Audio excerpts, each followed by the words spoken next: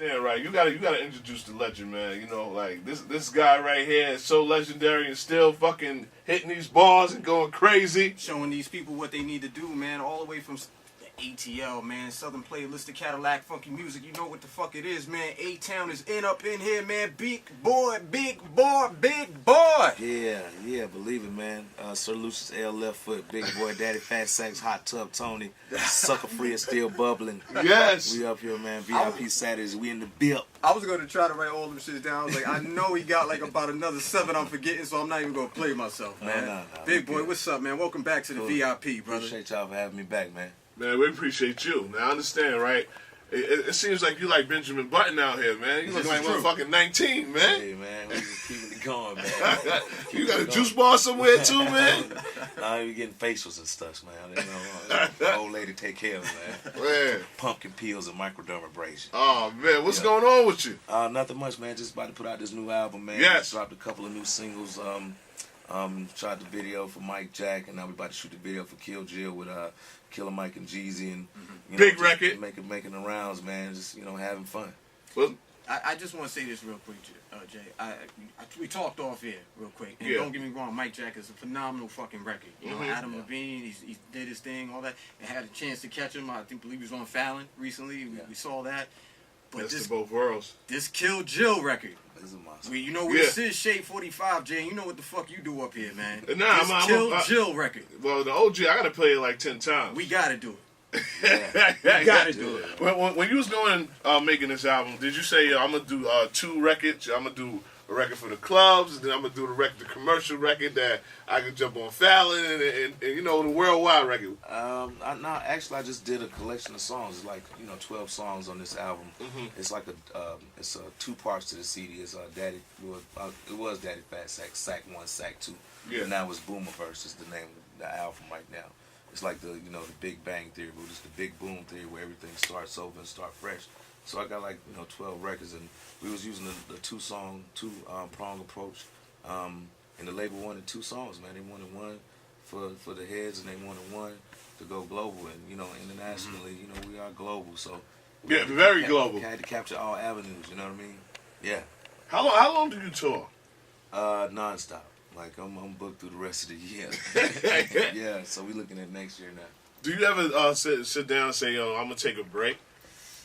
No, I mean, like, if I have to stay in it. Like, I stay recording constantly, man, and sometimes I do take off. Like, during my son's football season, I take off like Fridays to attend the football games, and we take family vacations. But I mean, I stay in the studio, man. This is what I thrive on it. A lot of times artists come up here and we ask them what's, I guess, the secret to their success, and it sounds like for you it's consistency. Yeah. Very consistent. I never stop recording. Like if I'm working on a record, I still record. I got Stankonia Studios and camped out with Organized Noise, Ray Murray, and we just doing songs constantly. If I'm not on the road, we making music. Now this is your 3rd album, your 3rd solo album. Yeah. And then you did the collabo when you was here last time. That dope album. Big Grams. Yes. How's that going? Oh, it was great, man. We put Big Grams out, went out there and got the bag.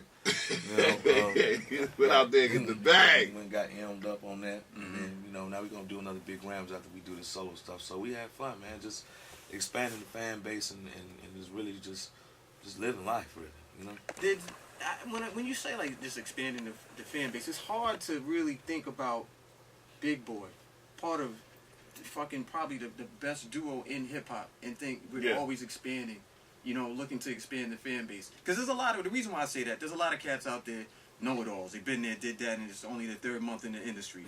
You say something like that. You say something like that, and it's like, yo, I'm always looking to keep extending. Yeah, man. It's all about evolution, man, and just reinventing yourself and finding new ways to excite the people. Like, music is supposed to be an escape from reality, you know what I mean? So you just got to really make the people feel what you're saying, and at the same time, don't be scared to experiment and come up with new sounds, because you might fuck around and hit the jackpot, you know what I'm saying? So a lot of the music that we make is experimental, and it just comes out a certain kind of way. Like when we Kill Jill, that's a Hatsune Miku sample. Like, we never knew we'd be rapping over some Japanese anime. Yeah. Killer Mike brought us the beat, and then Ray from Organized Noise, me and him turned it into a song, and put the bass and all the other tricky sounds on there and finished it. So I mean, you just gotta keep recording, man, and stay looking for that new. So let's get into that record. This is your favorite record? Please, Jay. Yeah, Well, I gotta let the OG announce it. it. I gotta let the OG announce it. This fucking banger right here. Hey, man, I appreciate it. I'm so graciously appreciative.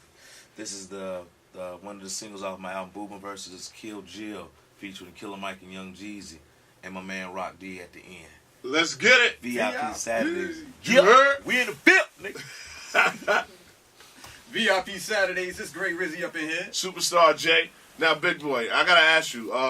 You got so many, albums that's classic. Now, are you proud of ATL right now? Because at one point it was just y'all. You know what I mean? Now it's just like, it's young. I know you like, damn, those are youngers. Now they OGs. Yeah. Now it's more youngers. Yeah. Well, are you proud of what came about? Because you really created this whole thing. I mean, like, I embrace the young ones coming up and everything, I listen to everybody's music, and, what I look for in the younger artists is I see where they start out, and I try to see if they're going to really turn into something else and what they're going to evolve into, Mm-hmm. who's gonna keep going, who's going to keep grinding, I love to see people just go to the next level. Like, one of my favorite guys out of Atlanta got to be 2 Chainz. I seen him just evolve and hone in on his craft, and then got so sharp. You know what I'm saying? He's actually on the Organized Noise album on a song called Kush. Okay. So yeah, it's Organized Noise EP coming out on May 5th. I'm on the record on there too with CeeLo and Big Rube, a record called We the Ones Who Fight. Yeah, man, we got a ton of music coming, man. Tons of music. Tons, man, tons. I always, I think last time we had touched on this before, but like Jay was saying real quick, you guys, I remember that Source Awards, and you was like, hey man, Dre was like, the South got something to say. Yeah. And now, I guess over 20, maybe 20 years later, I don't know exactly.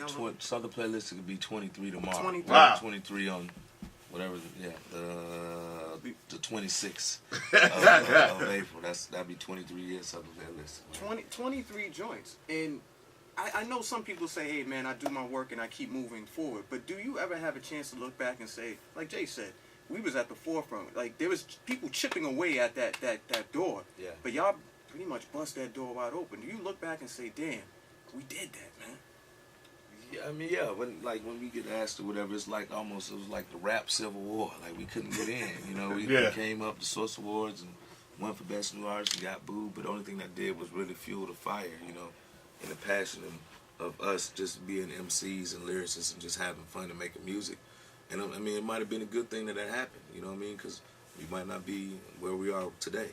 Just to play devil's advocate real quick, what do you think about now how hard it seems up here in the New York area, tri-state area, so to speak, where it takes a lot of people now are saying, yo, we got to drop down below and go to Atlanta to really hear what's going on, and then that or sound like Atlanta now, or sound like something that's come out of the Bible Belt. Man, I tell people, man, you just got to do you. You know what I'm saying? That's why it's the big boom theory. You got to start over and start fresh. You know what I'm saying? Like, find that new thing. You know what I'm saying? I mean, as long as you if you own your talents and you hone in, like me, I'm a fan of writing. You know what I'm saying? So I stay on it. So I mean, eventually you'll get it. You don't have to go try to do what other regions are doing.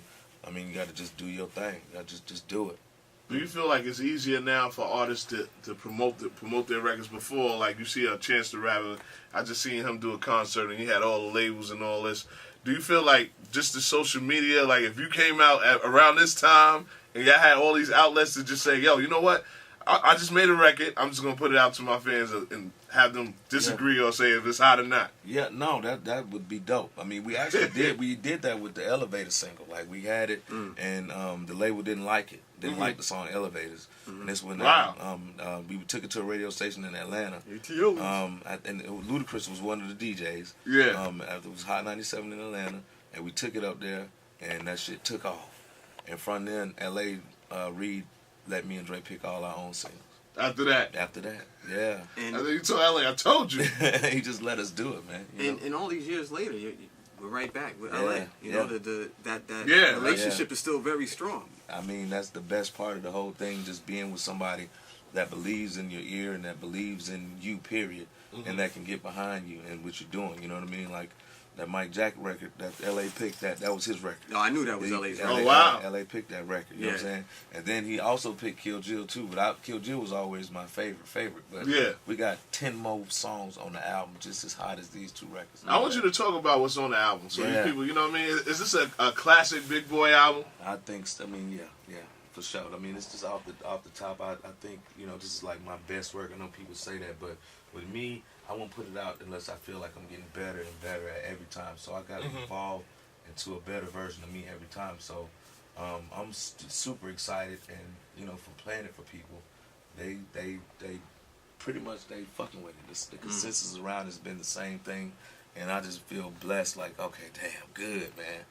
They love it. You know what I'm saying? Because I got like I said, I got Pimp C and Gucci on the album. Yeah. A song produced by Corey Moore and TM88, jamming like a motherfucker. I hooked back up with Scott Storch on this record. Shout out to Scott. So, yeah, we got a banger on here too. Got a song with CeeLo. Wow. Yep, DJ Dahi did Mike Jack produced the record with me and CeeLo. So I went out and to LA. Yeah, I went and started working with different producers, me and Ray from Organized Noise, just to get a different feel of things, you know what I'm saying? And we came up with some real cool shit, man. Did you reach out to any young producers? Have you ever, like, you know, walked into like a couple of young producers like, yo, I got some records for you? I bumped into you know, like Mike Will and talked to, you know, cats like that, like, cause they work at the studio next door to Stankonia, but we be so busy that we never got a chance to lock in. But when I was working on my last record, I got some Mike Will joints that he gave me, but we gonna put it in the stash. Yeah, we definitely gonna get up. Yeah, so pick a record off the album right now. Okay, all right. Right now, I think we want to get into that. Oh, just Get With It, produced by Organized Noise. Get with it. Yes, sir. Let's get it, man. VIP Saturdays, it's the homie Great Rizzy. Superstar Jay. Hey, yo, man, Big Boy is in the building. Call us up, 888-742-3345. Now, Jay, I'm typing something in my phone real quick. You should put this in your tagline, too. Okay. Rather build a bear than build a bitch. I like that one right there. That's pimping, man. Yeah, that's straight pimping. Straight pimping, man. I be having fun, man. You know what I'm saying? Music's music for you right now. For real, man. My wife think I'm a male chauvinist sometimes. She like, you really a piece of fucking work. You know what I'm saying? Yeah. I'm a storyteller, man. You know what I mean? Now, how's it important for you? You know, we had this whole, you know, big drama about people not writing. How's it important for you to, you know, for artists to write? Or do you feel like if y'all all in the room and y'all collaborating together, is there something wrong with that? Yeah. Like, well, as far as I mean, what other people do, that really ain't none of my business. I know, according to OG said, it ain't none of my business. What we do, you know, lyrical integrity, like anything that's coming out of my mouth or coming out of my ink pen that I'm writing, pushing. Nobody can express the way I feel like me. You know what I'm saying? But in this day and age, there's really no rules. You know what I mean? It's like everybody just, you know, do what they got to do, and it's quantity over quality. So that's when you can get a assembly line going and just, you know, somebody do this and that. But we like to do our own shit over here, straight up. We had an artist from ATL up in here not too long ago in the VIP, a brother named Jig, and I had asked him a question about Jib. JID. Oh, I think what's the song? Gotta never. That shit jam. That shit jam. Right. That shit jam. Yeah, he's with J. Cole. He's signed to J. Cole. Dreamville. That shit jam. Yeah. And the question pretty much was, what's more important to you, the now or 10, 15, 20 years from now, being a catalog artist? You are a catalog artist. How important is that for you, where you can go out and literally, I'm sure Jay can attest to this, man, you could probably do 3 hours. Just sit out there 3 hours on the stage. Yeah. And motherfuckers stay still, not move for the 3 hours. No, absolutely. It's good, man. It's like, it's bag central, you know what I'm saying? These fucking festivals, man. Hey, man. Like Killer Mike right now got the combination to the bag route. Yeah, you do. Stay still. Shout to Run the Kills. Hey, I got another bag route. You ready? Took it and went with it, man. But like when you got catalog, man, and when you can perform live, that's, you know, that's a part of your livelihood. That's, you know, aside from your publishing and all that other stuff. You know, in this day and age right now, if you're not able to tour as an artist, then you might as well really hang it up. You know what I'm saying? So it's like Frankie Beverly in a sense. He didn't put out an album in over 20 years, and this man come to every city 2 times, 3 times a year. Yep. And my mom and my uncle them go all Yeah. the time to see the same show and hear the same songs. You feel what I'm saying? So it's a certain type of staying power in that, you know, to be able to go from New York to London to China to Japan to Australia, New Zealand, and every year you just get calls all year round. So, I mean, it's good being a writer and then having a lot of songs. Like, because once you put out a new record, then your show just gets so streamlined, tighter and tighter, because it's just filled with hits. It's like you're doing your greatest hits, you know what I'm saying? Because people want songs from different eras, so it's a blessing. And also, I gotta say, like, I'm proud. Like, we had the Rough Riders concert, we had the Bad Boy concert. Like, I feel that, you know, now the younger kids are getting embraced because, you know, they're going with their fathers or their uncles. Right. You know, will you do a concert like that? Like, put something together, whatever, all the ATL, you know, big absolutely. people. Yeah, we just did a Dungeon Family reunion concert. Okay.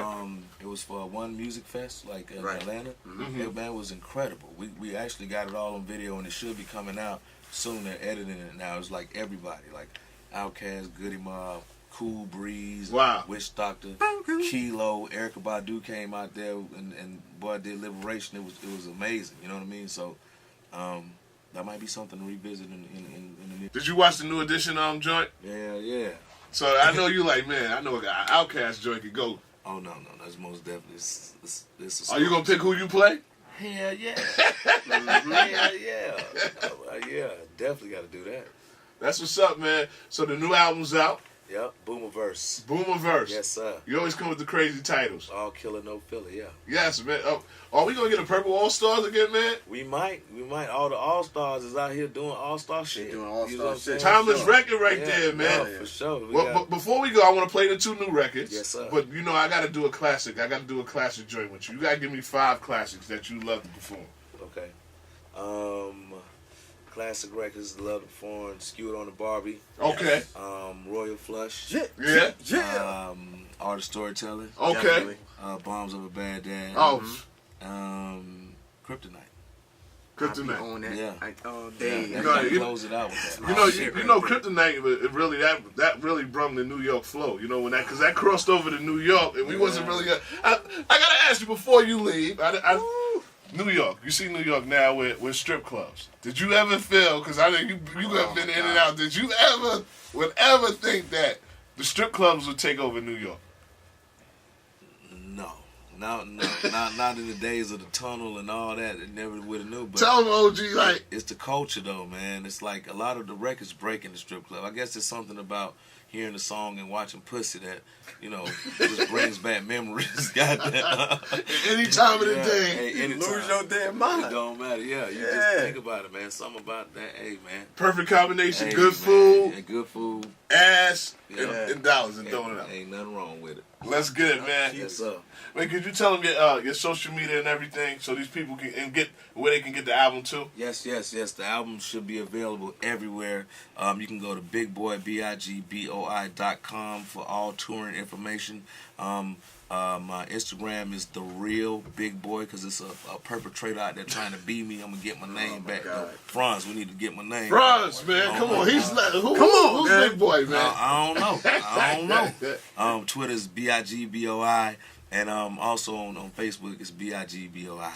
Tumblr, it is The Real Big Boy. And yeah, man, Boomerverse in stores right now. And I'll see y'all on the road soon. Let's get it. Yeah. VIP. We in the field, nigga.